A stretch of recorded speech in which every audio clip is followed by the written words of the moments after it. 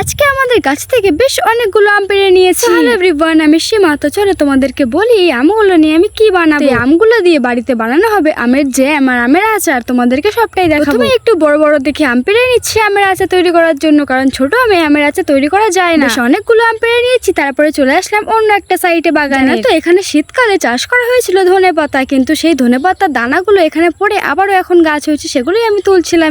ওখান থেকে চলে গেলাম আমি টমেটো বাগানের কাছে টমেটো তোলার জন্য। এটাই হয়তো বছরের লাস্ট টমেটো তুলছি, কারণ সব গাছ শুকিয়ে গেছে। এগুলো তুলে দিয়ে নতুন কিছু সবজি চাষ করা হবে এখানে। দেখো এই যে লঙ্কার গাছগুলো তোমরা দেখতে পাচ্ছ, এই লঙ্কার গাছগুলো আমি তৈরি করেছি লঙ্কার বীজ থেকে। অনেকগুলো পাকা লঙ্কা বাড়িতে নষ্ট হচ্ছিল, সেগুলোর ভেতর থেকে আমি দানা বের করে রোদে শুকিয়ে বীজ তৈরি করেছিলাম। সেই লঙ্কা গাছগুলো এত বড় বড় হয়ে আবার লঙ্কা হয়েছে। ওখান থেকে বেশ কয়েকটা বড় বড় দেখে লঙ্কা তুলে নিচ্ছিলাম, আর এদিকে তো দুটো একটা লঙ্কা পেকেও গেছে। কিছুক্ষণের মধ্যে দেখো আকাশ ঘিরে পুরো কালো মেঘ করেছে, কিন্তু এই মুহূর্তে যদি বৃষ্টি হয় আমি তো ভিজে যাবো, তার সঙ্গে ধানের খুব ক্ষতি হয়ে যাবে আমাদের। ভিডিওটা যদি ভালো লাগে একটা লাইক আর সাবস্ক্রাইব করে দিও।